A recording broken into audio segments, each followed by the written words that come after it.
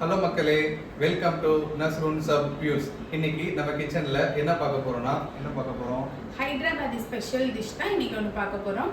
அந்த டிஷ் என்னன்னா அச்சாரி சிக்கன். அச்சாரி சிக்கன்னா அதாவது கல்யாண வீட்டில் வந்து நம்ம பிரியாணி கூட புளி கத்திரிக்காய் சாப்பிடுவோம் இல்லைங்களா? இப்போ அந்த புளி கத்திரிக்காய்க்கு பதிலாக தான் நம்ம இந்த அச்சாரி சிக்கன் செய்ய போகிறோம். இந்த அச்சாரி சிக்கன் என்னன்னா கிட்டத்தட்ட ஊறுகாய் மாதிரி நல்லா புளிப்பா காரசாரமா நல்ல ஒரு பிரியாணிக்கு வந்து ஒரு பெஸ்ட் காம்போவா இருக்கும். அந்த புளி கத்திரிக்காய் பதிலாக சுருக்குன்னு இருக்கும். அதுதான். ஓகே, வாங்க அதை எப்படி செய்யறதுன்னு ஈஸியா பார்த்துடலாம். வீடியோக்குள்ள போறதுக்கு முன்னாடி நம்ம சேனலை சப்ஸ்கிரைப் பண்ணுங்க, லைக் பண்ணுங்க, ஷேர் பண்ணுங்க, கூடவே அந்த பெல் பட்டனை அமுக்கிக்கோங்க. வாங்க வீடியோக்குள்ள போவோம். இப்போ 1/2 கிலோ அச்சாரி சிக்கன் செய்யறதுக்கு நம்ம 1/2 கிலோ சிக்கன் எடுத்திருக்கோம். மேரினேட் பண்ணுறதுக்கு ஒரு 1/2 கப் தயிர் சேர்த்துப்போம். நல்லா கெட்டியா சேர்த்துக்கலாம். அதுக்கப்புறமா 1 ஸ்பூன் இஞ்சி பூண்டு பேஸ்ட்டு,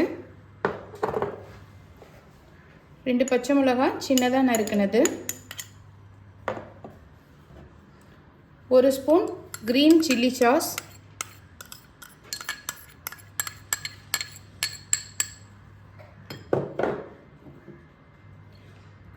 1/2 எலுமிச்சம்பழம் சாறு,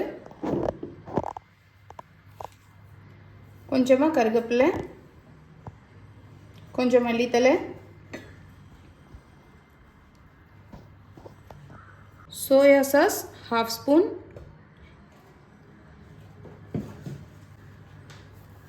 white vinegar 1 tablespoon. White வினிகரை யூஸ் பண்ணிக்கோங்க. உப்பு தேவையான அளவுக்கு உப்பு போட்டுக்கோங்க.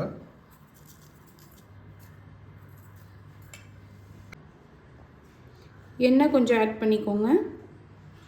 இப்போ இந்த மசாலாஸில் வந்து நம்ம அரைச்சி மேரினேட் பண்ணுற சிக்கன் கூட சேர்க்கணும். அதில் வந்து மல்லி 1 ஸ்பூன், 1/4 ஸ்பூன் வெந்தயம், 1/4 ஸ்பூனுக்கும் கம்மியாக கருஞ்சீரகம், சும்மா ஒரு பிஞ்ச் அளவு கருஞ்சீரகம், 1 ஸ்பூன் ஜீரகம், 1 ஸ்பூன் சோம்பு, 5 காஷ்மீரி மிளகா. இதை வந்து அரைச்சி நம்ம இந்த மேரினேட் பண்ணுற சிக்கன் கூட சேர்த்துக்கணும். அந்த மசாலாஸ்லாம் அரைச்சாச்சு. இப்போ அதை வந்து சிக்கன் கூட சேர்த்துக்கலாம்.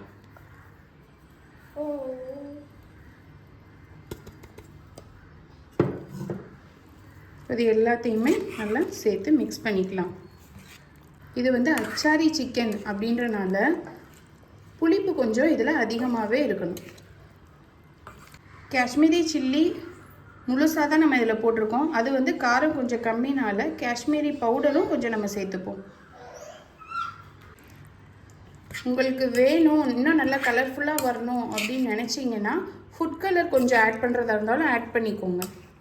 இது ஒரு 1 ஹவருக்கு மேரினேட் பண்ணி வச்சிடலாம். இப்போது அதுக்கு ஒரு பேன் வச்சுக்கலாம். இப்போ அந்த பேனில் நம்ம மேரினேட் பண்ணி வச்சுருக்கிறத மிக்ஸ் பண்ணிக்கலாம். இதை நம்ம மேரினேட் பண்ணோன்னே கலர் பார்த்தீங்களா, காஷ்மீரி நம்ம போட்டனால கலர்ஃபுல்லாக இருக்குது பார்க்குறதுக்கு. இப்போது நல்லா ஹை ஃப்ளேமில் இருக்குது. ஹை ஃப்ளேமில் வச்சுட்டு ஒரு 5 மினிட்ஸ் கைவிடாது கொஞ்சம் கிண்டிகிட்டே இருங்க. கீழே அடி பிடிக்கும். இதில் நம்ம மிக்ஸ் பண்ணி வச்சுருந்தோம், அதை அப்படியே போட்டிருக்கோம். இதில் தண்ணி எதுவும் சேர்க்க வேணாம். ஏன்னா கடைசியாக கறியிலேருந்து சிக்கன்லேருந்தே உங்களுக்கு தண்ணி விடும். ஸோ அந்த தண்ணியை வந்து ஈவன் ஆகிடும். ஏன்னா இது ஊறுகாய், அதாவது அச்சாரின்றனால உங்களுக்கு அந்தளவுக்கு தண்ணி ஊற்ற வேணாம். ஸோ இருக்கிற தண்ணியே போதும். இதுலேருந்தே நம்ம வர கிரேவியை வச்சு நம்ம மேஷ் பண்ணிக்கலாம். இந்த டிஷ் வந்து ஸ்பெஷலாக எனக்கு என்னோட மாமியார் சொல்லி கொடுத்தாங்க. பிரியாணி செஞ்சாலே என் மாமியார் எப்பயுமே இதை தான் செய்வாங்க. உங்கள் வீட்டில் வந்து உங்கள் மாமியார் கிட்ட நீங்கள் என்னென்ன டிஷ்ஷெல்லாம் கற்றுக்கிட்டீங்கன்னு சொல்லி கீழே கமெண்ட்டில் சொல்லுங்கள். ஏன்னா எல்லாருமே மேக்ஸிமம் கல்யாணத்துக்கு அப்புறம் தான் சமையல் கற்றுப்போம் இல்லைங்களா? ஸோ மாமியார் கிட்ட தான் நிறையா கற்றுட்ருப்போம். அடி வாங்கி கற்றுருப்போம். ஸோ அடி வாங்கியிருந்தா நீங்கள் கீழே கமெண்ட்டில் சொல்லுங்கள். நான் அடி வாங்கியெல்லாம் இல்லை. ஆனால் ஃபர்ஸ்ட் நான் நான்வெஜ்லாம் சமைக்கும்போது ஃபுல்லாக கருக விட்டேன். நல்லா கருப்பாயிடுச்சு. ஆனால் என் மாமியார் என்ன எதுவுமே சொல்லவே இல்லை. ஃபஸ்ட் டைம் இருக்கிறாங்க. சரி ஓகே இப்படிதான் கற்றுக்கணும், பொறுமையாக கற்றுக்கோ அப்படின்னு சொல்லி கற்றுக் கொடுத்தாங்க. அந்த மாதிரி நீங்கள் உங்கள் மாமியார் கிட்ட ஃபஸ்ட்டு என்ன டிஷ் கற்றுக்கிட்டீங்க அப்படின்னு கீழே கமெண்ட்டில் சொல்லுங்கள். ஓகே, இப்போது 5 நிமிஷமாக அப்படியே கொதிக்குது. இப்போது அடுப்பை சிம்மில் வச்சுருங்க. வச்சுட்டு இதை க்ளோஸ் பண்ணிவிட்டு ஒரு 20 நிமிஷம் அப்படியே சிம்லேயே வேகட்டும். சிக்கனை எப்பயுமே வந்து சிம்லேயே வேக வைங்க, அப்போ தான் கறி வந்து சாஃப்டாக இருக்கும். ஹை ஸ்பீடில் வச்சிங்கன்னா கறி வந்து ரஃப் ஆகிடும். ஸோ சிம்மில் வச்சு எப்பயுமே வேக வைங்க. இப்போது நம்ம அச்சாரி சிக்கன் ஒரு 20 நிமிஷமாக அப்படியே சிம்லேயே வச்சு ரொம்ப இதமாக வெந்துட்டு இருந்துச்சு. இப்போ ஓப்பன் பண்ணி பார்க்கலாம். நல்ல கலர்ஃபுல்லாக எண்ணெய் அப்படியே தனியாக பிரிஞ்சு வந்துடுச்சுல்ல. அச்சாரி சிக்கன் ரெடி. அச்சாரி சிக்கனுக்கு வந்து ஊறுகால் எப்படி அந்த கிரேவி வந்து ரொம்ப கம்மியாக இருக்குமோ அந்த மாதிரி தான் வந்து அச்சாரி சிக்கனுக்கும் அந்த கிரேவி ரொம்ப கம்மியாக தான் இருக்கும். ஜஸ்ட் வந்து உங்களுக்கு லைட்டாக நம்ம தொட்டு சாப்பிட்ற அளவுக்கு தான் இருக்கும். ரொம்ப கிரேவி இதில் எதிர்பார்க்க முடியாது. இது வந்து நீங்கள் பிரியாணிக்கு புளி கத்திரிக்காய் எப்படி நீங்கள் ஒரு சைட் டிஷ்ஷாக வச்சு சாப்பிட்டீங்களோ அந்த மாதிரி தான் எதுவும். கிட்டத்தட்ட வந்து சிக்கனில் ஊறுகாய் நீங்கள் சாப்பிட்டீங்கன்னா உங்களுக்கு என்ன ஃபீல் இருக்குமோ இது அதே தான், மாற்றமே இல்லை. சிக்கன் ஊறுகாய் தான் இன்றைக்கி நம்ம வந்து செஞ்சுருக்கிறோம். இது வந்து நம்ம சப்பாத்திக்கு யூஸ் பண்ணிக்கலாம், பரோட்டா சப்பாத்தி, அதே மாதிரி நம்ம பிரியாணிக்கு வந்து கொஞ்சம் சுருக்குன்னு இருக்கிற மாதிரி யூஸ் பண்ணிக்கலாம். இந்த ஃபைனலாக வந்து இதுக்கு தாளித்து எப்படி போடலான்றதை பார்த்துறேன். தாளிக்கிறதுக்கு ஏற்ற மாதிரியான ஒரு பாத்திரத்தை வச்சுக்கோங்க. அச்சாரி சிக்கன்றனால எண்ணெய் வந்து நல்லா தாராளமாக ஊற்றிக்கலாம். எண்ணெய் எந்த அளவுக்கு இருக்கோ அந்த அளவுக்கு அச்சாரி டேஸ்ட் கொடுக்கும். ஓகே, எண்ணெய் நல்லா சூடாகட்டும். இப்போது எண்ணெய் சூடாகிடுச்சு. இப்போ 1 டேபிள் ஸ்பூன் அளவுக்கு சீரகம் சேர்த்துக்கலாம். 1 டேபிள் ஸ்பூன் அளவுக்கு கடுகு சேர்த்துக்கலாம். அப்படியே காஞ்ச மிளகா ஒரு 3, காஞ்ச மிளகா வரமிளகா எப்படி வேணால் சொல்லலாம். ஸோ அது ஒரு 3. இப்போது அதே டைமில் பூண்டு வந்து ஒரு 5 பூண்டை ஸ்லைஸாக கட் பண்ணியிருக்கோம், அதையும் சேர்த்துக்கலாம். இந்த டைமில் கருவேப்பிலை சேர்த்துக்கலாம்.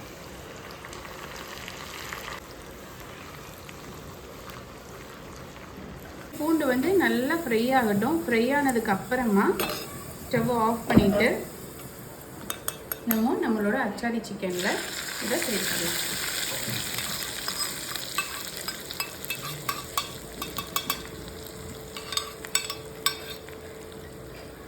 ஓகே, நம்ம அச்சாரி சிக்கன் ரெடி ஆகிடுச்சு. இப்போது ஸ்டவ்வை ஆஃப் பண்ணிடலாம். அச்சாரி சிக்கன் வந்து கலர்ஃபுல்லாகவும் நல்லா ஸ்பைஸியாக வந்திருக்கு. நீங்கள் பார்த்தாலே தெரியும். எண்ணெய் தனியாக எல்லாமே பாருங்கள், பார்க்குறதுக்கு ஒரு பிக்கல்ஸ் ஊறுகாய் மாதிரியே இருக்குது பாருங்கள். ஸோ அதுதான் ஊறுகாய் தானேங்க இது. ஆமாம், ஊறுகாய் தான் சொன்ன மாதிரி. ஸோ இதை வந்து நீங்களும் உங்கள் வீட்டில் இதே மாதிரி ட்ரை பண்ணி பார்த்துட்டு எப்படி இருந்துச்சு கமெண்ட் செக்ஷனில் சொல்லுங்கள். கண்டிப்பாக பிரியாணி செய்யும்போது இந்த டிஷ்ஷில் கண்டிப்பாக செஞ்சு டேஸ்ட் பண்ணி பாருங்கள். அவ்வளோ அட்டகாசமாக இருக்கும். செஞ்சுட்டு நல்லா இருந்துச்சுன்னா கமெண்டில் சொல்லுங்கள். நெக்ஸ்ட் வீடியோவில் உங்களை வெயிட் பண்ணுறோம். நன்றி. நன்றி.